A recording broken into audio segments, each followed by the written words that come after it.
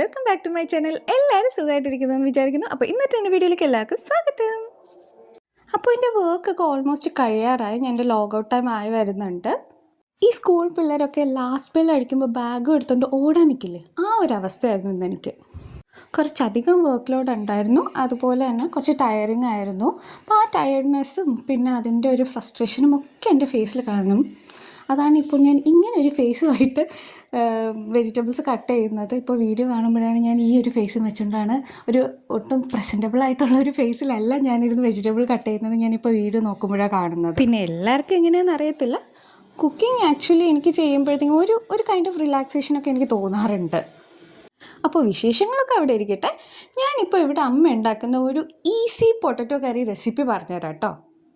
അപ്പോൾ ഈ കറി ഉണ്ടാക്കാനുള്ള മെയിൻ ഇൻഗ്രീഡിയൻസ് എന്ന് പറയുമ്പോൾ പൊട്ടാറ്റോ, ടൊമാറ്റോ, സവോള, പച്ചമുളക്, വെളുത്തുള്ളി, മഞ്ഞൾപ്പൊടി, മുളക് പൊടി, മല്ലിപ്പൊടി, ഉപ്പ്, കടുക്, വറ്റൽമുളക്, ചെറിയ ചൂടുവെള്ളം, കുറച്ച് ഓയിൽ, ഇത്രയൊക്കെയാണ്.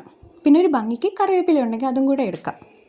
അപ്പോൾ ആദ്യം ഒരു പ്രഷർ കുക്കർ എടുത്ത് അതിലേക്ക് കുറച്ച് ഓയിലും സവോള, പൊട്ടാറ്റോ, പച്ചമുളക്, വെളുത്തുള്ളി, ടൊമാറ്റോ ഇത്ര ഇട്ടൊന്ന് നന്നായിട്ട് വഴറ്റിയതിന് ശേഷം മുളക് പൊടി, മല്ലിപ്പൊടി, മഞ്ഞൾപ്പൊടി, ഉപ്പ് ഇത്രയും കൂടെയിട്ട് നല്ലവണ്ണം മിക്സ് ചെയ്ത് ചെറിയ ചൂടുവെള്ളം കൂടെ ഒഴിച്ച് ഒന്ന് നമുക്ക് വേവിക്കാൻ വയ്ക്കാം.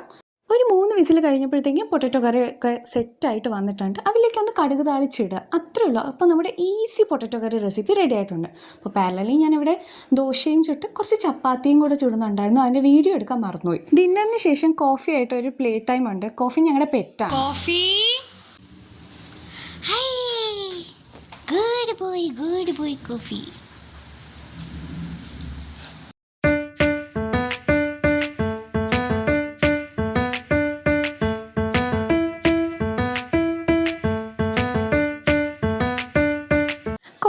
പ്ലേ ടൈമിന് ശേഷം ഞാൻ ജസ്റ്റ് ഒന്ന് ഫ്രഷ് ആവാനൊക്കെ പോയായിരുന്നു.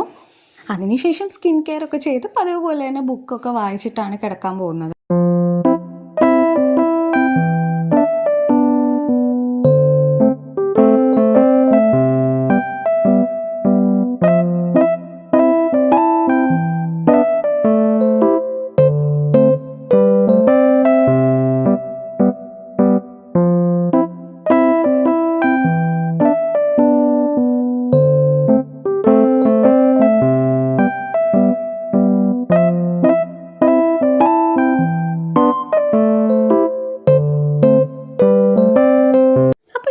എല്ലാവർക്കും ഇഷ്ടമായെന്ന് വിചാരിക്കുന്നു. ഇഷ്ടമായെങ്കിൽ നിങ്ങൾ ലൈക്ക് ചെയ്യുക, ഷെയർ ചെയ്യുക, സബ്സ്ക്രൈബ് ചെയ്യുക. അപ്പോൾ അടുത്തൊരു വീഡിയോ ആയിട്ട് വരുന്നവരെ ബൈ.